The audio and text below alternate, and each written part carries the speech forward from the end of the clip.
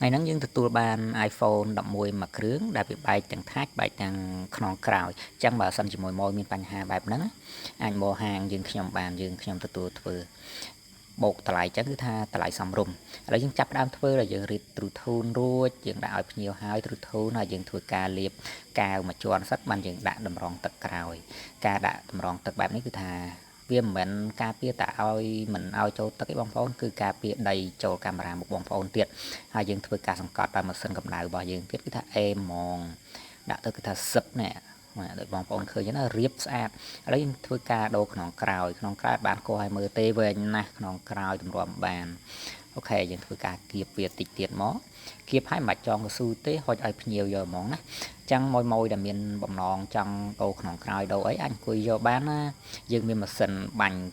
បាទឡាស៊ែគឺថាស្អាតអត់ប៉ះពាល់ម៉ាស៊ីនបងប្អូននេះអត់មានគាស់ថ្មមានរើម៉ាស៊ីនអីទេគឺបាញ់តែមួយផ្លែតទេបងប្អូនអាចអង្គុយយកបានអរគុណច្រើន